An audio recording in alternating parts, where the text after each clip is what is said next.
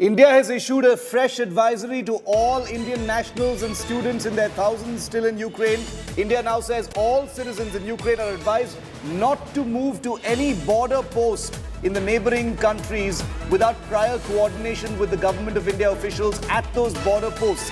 All of those helpline numbers have been shared via the embassy. We'll be flashing those numbers on our screen as well.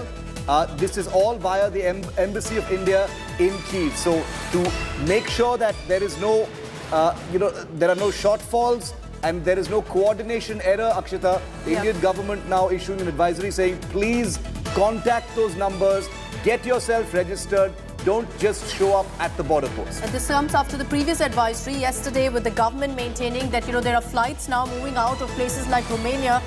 Perhaps they anticipated that Indian nationals would then start gathering in large numbers, whichever way they can, to these border posts. So the government making it clear that they first need to coordinate. You cannot just land up there. You need to coordinate first with the embassy, contact the helplines mentioned, and then make your way to the border post. Don't overcrowd there, is the communication that India's put forth in their latest advisory to ensure and facilitate the smooth return of Indian nationals back to the country. Remember, there are thousands more of students who are still awaiting movement. Lavira Tandon reporting from Bucharest in Romania this morning. Lavira, Indian government sending out another advisory. Large numbers of students who will be going to the land borders right now. What's happening where you are? Bucharest is the capital of one of the countries that has a land border with Ukraine, from where Indian students will be coming. Take us through what's happening right now. Fresh advisory issued. Yes. Shiv, first batch of students, medical students, all women arrived here in Bucharest. I spoke to them and they were quite fine, safe, very happy and excited now to go back. They have just gone to board the flight and go through the security.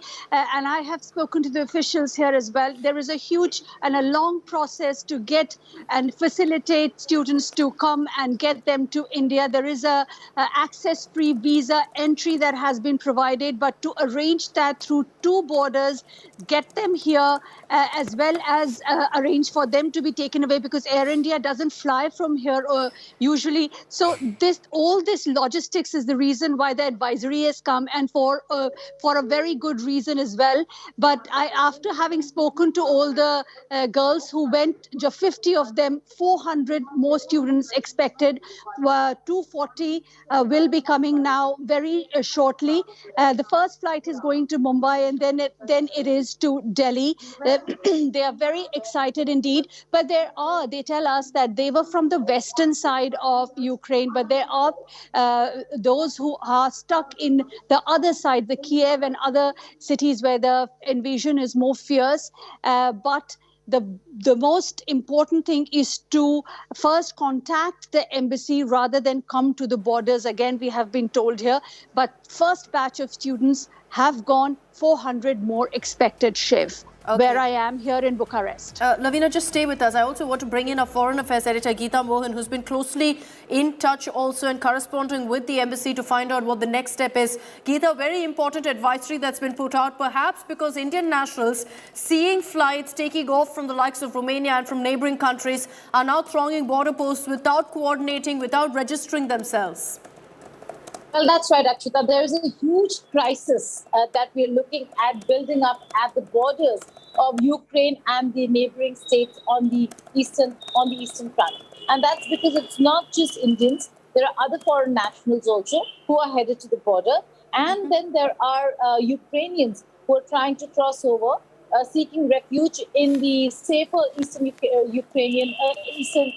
European countries. And that's the reason why the kind of chaos that that the Indian administration could face at the borders is the reason why this fresh advisory has been put out, because there will be no safety.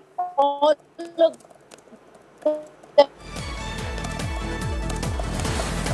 Having a bit of a problem there with Geeta's connection. We'll go back to her in just a bit. Geeta was getting us details also of the advisory that's been put out now by India, even as evacuation operations are underway. One flight currently headed back to India from Romania, as Lavina, who's reporting from Bucharest in Romania, also told us about 400 more students, mostly from the western part of Ukraine, are expected to come to Romania and then fly out to India. Lavina and Geeta, thank you for joining us. More breaking news that's coming in.